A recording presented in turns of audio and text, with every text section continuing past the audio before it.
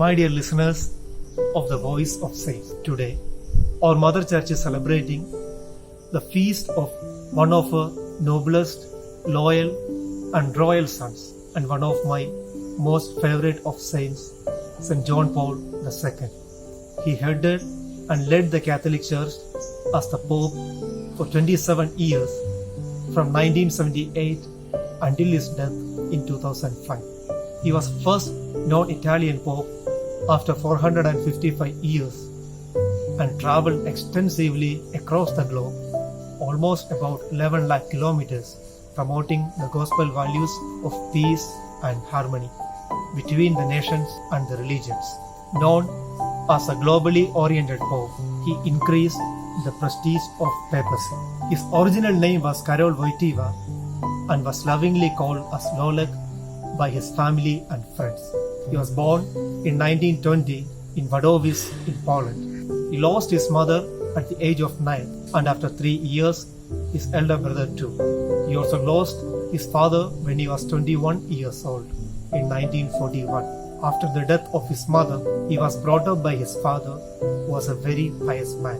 He learned to suffer through what he experienced in his life. In the hungry, bleak years of German occupation, he had to leave his studies of Polish literature halfway. He enjoyed acting dramas along with his friends. It was during those days of uncertainties that he learned the dignity of human labor by working in a stone quarry and in a chemical plant. But even during those dark days of hard work, there was light. He learned to invoke the Holy Spirit from his pious father. He also learned to appreciate and love the value of interior life through one of his friends. It was during those days that he first felt his call to be a priest. In the year 1946, he was ordained a priest and was sent to Rome for his doctorate studies. On his return, and after a few years of pastoral experience, he was assigned as a professor of moral theology and ethics in Krakow and Lublin University.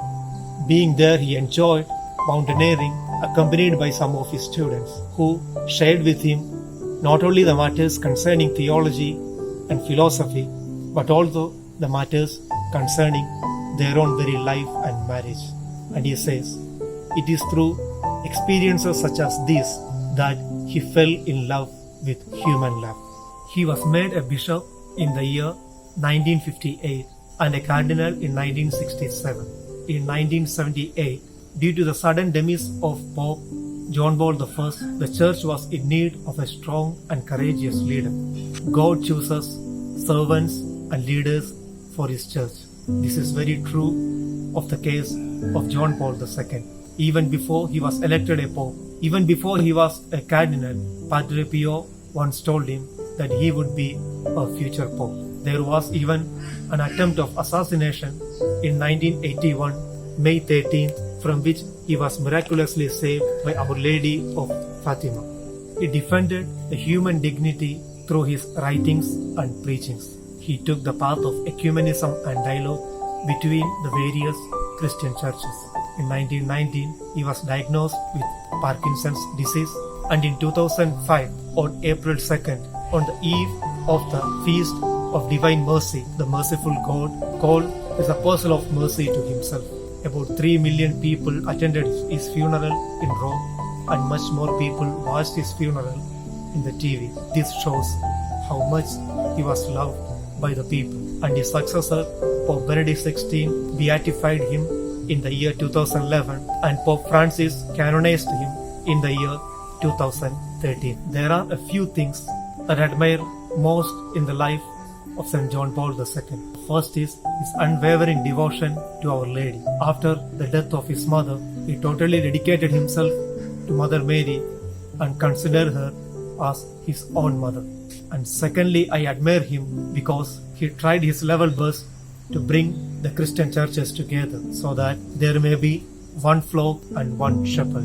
And finally, I admire him for the dignity that he designated to life, to humanity, and to human labor. He raised his voice against the evils of abortion, war, and violence, and held human labor in a respectful manner.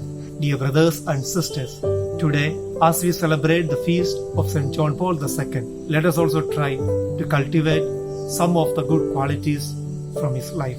We need to be voice of the voiceless, raising our voice for human dignity and human rights. Secondly, a devotion to Mother Mary will always help us and keep us strong in our spiritual life.